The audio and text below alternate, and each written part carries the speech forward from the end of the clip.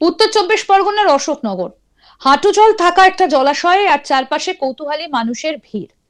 জলের মধ্যে পড়ে রয়েছে এক মহিলার নিথর দেহ। প্রথমে তার পরিচয় জানা যায়নি, কিন্তু কয়েক ঘন্টা পরেই তদন্তে সামনে আসে এমন এক কাহিনী যেটা রীতিমতো শিউরে ওঠার মতো। তদন্তে নেমে পুলিশ গ্রেপ্তার করে এক ব্যক্তিকে, যিনি মৃতার ঘনিষ্ঠ বলেই দাবি তদন্তকারীদের। পুলিশের অভিযোগ, দীর্ঘদিনের বিবাহ বহির্ভূত সম্পর্কের জেরে এই ঘটনা ঘটেছে। তবে ঘটনার পর এলাকায় একটা প্রশ্ন ঘুরতে শুরু করেছে, এটা কি শুধুই সম্পর্কের টানাপোড়েনের জেরে, নাকি এর পেছনে অন্য কোনো উদ্দেশ্য ছিল?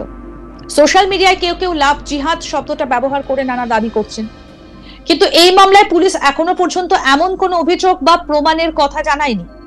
ফলে তদন্তে যা উঠে এসেছে এবং যা এখনো শুধুই জল্পনা, দুটিকে আলাদা করে দেখা অত্যন্ত জরুরি।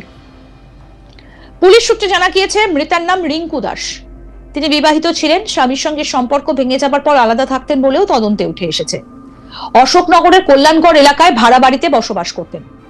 কয়েক বছর আগে গুমা এলাকার বাসিন্দা কুতুবউদ্দিন দফাদার ওরফে বাবলুর সঙ্গে তার পরিচয় হয়। সেই পরিচয় ধীরে ধীরে ঘনিষ্ঠ সম্পর্কে পরিণত হয় বলে দাবি তদন্তকারীদের। প্রায় 6 বছর ধরে তাদের মধ্যে সম্পর্ক ছিল বলে পুলিশ জানতে পেরেছে। তদন্তকারীদের দাবি, প্রথম দিকে সম্পর্ক স্বাভাবিক থাকলেও সময়ের সঙ্গে সঙ্গে পরিস্থিতি বদলাতে শুরু করে। বিষয়টা দুই পরিবারের কাছে ধীরে ধীরে প্রকাশ্যে চলে আসে। অভিযুক্ত কুতুবউদ্দিন বিবাহিত হওয়ায় তার সংসারেও অশান্তি বাড়ছিল বলে তদন্তে উঠে এসেছে। এরপর থেকেই সম্পর্ক নিয়ে টানাপোড়েন শুরু হয়। পুলিশ মনে করছে সেই অশান্তি শেষ পর্যন্ত এই জানে শেষ করে দেবার পরিকল্পনায় রূপ নেয়। তবে এই সমস্ত তথ্য এখনো তদন্তের অংশ, আদালতে প্রমাণিত হওয়া বাকি। পুলিশের দাবি অনুযায়ী 3রা জুলাই সকালে অভিযুক্ত রিঙ্কুকে নিয়ে রৈহাটির বড়মার মন্দিরে যান এবং পুজো দিয়ে ফিরে আসেন। তদন্তকারীরা বিভিন্ন সিসিটিভি ফুটেজ, মোবাইল ফোনের অবস্থান সংক্রান্ত তথ্য এবং প্রত্যক্ষদর্শীদের বক্তব্য যাচাই করে এই তথ্য মিলিয়ে দেখছেন। সন্ধ্যার পর আবার দুজনে বাড়ি থেকে বের হন। এরপর রাত 10:30 নাগাদ গুমা 2 নম্বর গ্রাম পঞ্চায়েতের তাজপুর এলাকার একটা নির্জন জায়গায় বাইক থামানো হয় বলে অভিযোগ।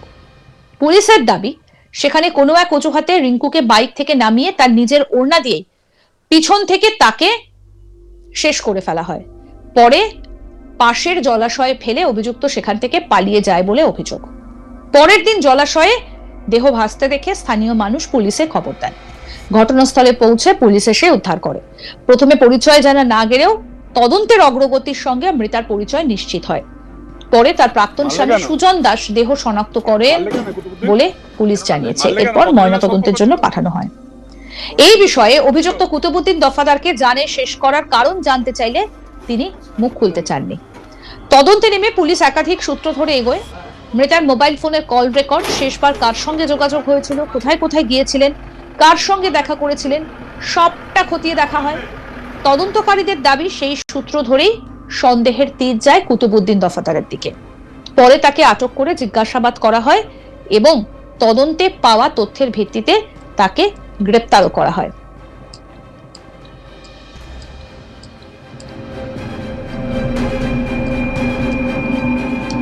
কি হয়েছিল? মারলে কেন? মারলে কেন কুতুবউদ্দিন? কেন মারলে? মারলে কেন? কতদিনের সম্পর্ক ছিল? কতদিনের সম্পর্ক ছিল?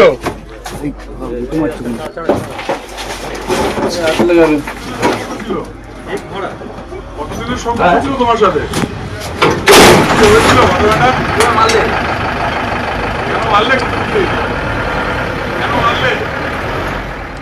পুলিশের বক্তব্য অনুযায়ী প্রাথমিক জেরায় অভিযুক্তের বক্তব্যে একাধিক অসঙ্গতি ধরা পড়ে। ঘটনার সময় তিনি কোথায় ছিলেন, কিভাবে দিন কাটিয়েছেন এবং মৃতার সঙ্গে শেষবার কখন দেখা হয়েছে, এই প্রশ্নগুলোর উত্তরে তার বক্তব্য বারবার বদলেছে বলে দাবি তদন্তকারীদের। সেই কারণেই সন্দেহ আরো জোরালো হয়। তদন্তকারীরা এখন জানতে চাইছেন, এই ঘটনায় কি আগে থেকেই পরিকল্পনা করা হয়েছিল? মন্দিরে যাওয়া কি শুধুই একটা স্বাভাবিক কর্মসূচি ছিল, নাকি তারপরই পরিকল্পনা কার্যকর করা হয়? অভিযুক্ত আগেই কি নির্জন জায়গাটা বেছে রেখেছিলেন? এই সমস্ত প্রশ্নের এখন উত্তর খুঁজছে পুলিশ। এই ঘটনাকে ঘিরে সোশ্যাল মিডিয়া একটা অংশ লাভ জিহাদ শব্দটা ব্যবহার করে নানা দাবি করছে, কিন্তু এখানে একটা বিষয় পরিষ্কার করা জরুরি। এই মামলায় এখনো পর্যন্ত পুলিশ কোথাও বলেনি যে ধর্মান্তর, জোর করে বিয়ে, পরিচয় গোপন করে সম্পর্ক তৈরি করা বা কোনো সংগঠিত ধর্মীয় ষড়যন্ত্রের প্রমাণ তারা পেয়েছে। পুলিশের বর্তমান তদন্তের কেন্দ্রবিন্দু হলো দীর্ঘদিনের ব্যক্তিগত সম্পর্ক, সেই সম্পর্কে তৈরি হওয়া অশান্তি এবং সেই সূত্রে জানে শেষ করে দেবার অভিযোগ। এই লাভ জিহাদ শব্দটা ভারতের রাজনৈতিক এবং সামাজিক পরিসরে বহু বিতর্কিত একটা পরিভাষা। এই শব্দটা ব্যবহার করে দাবি করা হয় যে কিছু ক্ষেত্রে মুসলিম পুরুষেরা হিন্দু মহিলাদের প্রেমের সম্পর্কে জড়িয়ে ধর্মান্তরিত করার উদ্দেশ্যে কাজ করেন। তবে এই দাবিকে সমর্থন করে কোন সর্বভারতীয় সংগঠিত ষড়যন্ত্রের প্রমাণ আদালত বা অধিকাংশ সরকারি তদন্তে প্রতিষ্ঠিত হয়নি। বিভিন্ন রাজ্যে ধর্মান্তর বিরোধী আইন থাকলেও প্রতিটা মামলায় তার নিজস্ব তথ্য এবং প্রমাণের ভিত্তিতে বিচার করা হয়। কি হয়েছিল? মারলে কেন? মারলে কেন কুতুবউদ্দিন? তবে এই মামলাতেও এখনো পর্যন্ত পুলিশ এমন কোনো তথ্য প্রকাশ করেনি যাতে বলা যায় ধর্মীয় পরিচয়ই অপরাধের মূল উদ্দেশ্য ছিল। তদন্তকারীরা যেটা বলছেন সেটা হলো বিবাহ বহির্ভূত সম্পর্ক, সেই সম্পর্কের টানাপোড়েন এবং ব্যক্তিগত অশান্তি তদন্তের মূল বিষয়। পুলিশ সূত্রে আরো জানা গিয়েছে অভিযুক্তকে হেফাজতে নিয়ে জিজ্ঞাসাবাদ চলছে। তদন্তকারীরা জানতে চাইছেন ঘটনায় অন্য কেউ জড়িত ছিল কিনা, ঘটনার আগে বা পরে কারো সঙ্গে যোগাযোগ হয়েছিল কিনা, অপরাধের পরিকল্পনা কতদিন আগে করা হয়েছিল এবং ঘটনাস্থলে অন্য কোনো প্রমাণ নষ্ট করার চেষ্টা করা হয়েছিল কিনা। ফরেনসিক রিপোর্ট, ময়নাতদন্তের রিপোর্ট এবং ডিজিটাল তথ্য তদন্তে গুরুত্বপূর্ণ ভূমিকা নেবে। ময়নাতদন্তের পূর্ণাঙ্গ রিপোর্ট হাতে এলে মৃত্যুর সঠিক কারণ, মৃত্যুর আনুমানিক সময় এবং শরীরে অন্য কোনো আঘাতের চিহ্ন ছিল কিনা সেটা স্পষ্ট হবে। এই রিপোর্ট তদন্তের অন্যতম গুরুত্বপূর্ণ নথি বলে মনে করছেন তদন্তকারীরা। স্থানীয় মানুষদের একাংশ জানিয়েছেন অভিযুক্ত এবং মৃতাকে প্রায়ই একসঙ্গে দেখা যেত, তবে তাদের ব্যক্তিগত সম্পর্কে কি সমস্যা চলছিল সেই বিষয়ে কেউই নিশ্চিত করে কিছু বলতে পারেননি। পুলিশ ও প্রত্যক্ষদর্শীদের বক্তব্য যাচাই করছে। এই ঘটনায় পুলিশ ভারতীয় দণ্ডবিধির প্রাসঙ্গিক ধারায় জানে শেষ প্রমাণ লোপাটের অভিযোগে মামলা করেছে বলে জানা গিয়েছে। তদন্ত শেষ হলে আদালতে চার্জশিট জমা দেওয়া হবে। আদালতেই শেষ পর্যন্ত প্রমাণ, সাক্ষ্য এবং ফরেনসিক তথ্যের ভিত্তিতে অভিযুক্তের দোষ বা নির্দোষ নির্ধারিত হবে। গ্রেপ্তার হওয়া মানেই কোনো ব্যক্তি আইনের চোখে দোষী প্রমাণিত হয়ে যান না। বিচার প্রক্রিয়া সম্পূর্ণ হবার পরই সেই সিদ্ধান্ত হয়। এই ঘটনায় তদন্ত এখন এমন এক পর্যায়ে রয়েছে যেখানে আবেগ বা সোশ্যাল মিডিয়ায় ছড়িয়ে পড়া দাবি নয়, বরং তথ্য এবং প্রমাণই সব থেকে গুরুত্বপূর্ণ। পুলিশ এখনো পর্যন্ত যা জানিয়েছে তাতে একটা পরিকল্পিত জানে শেষ করে দেবার তদন্ত, কিন্তু লাভ জিহাদ সংক্রান্ত কোনো অভিযোগকে তারা নিশ্চিত করেনি। ফলে এই মুহূর্তে সেই দাবি প্রতিষ্ঠিত সত্য হিসেবে উপস্থাপন করার সুযোগ নেই।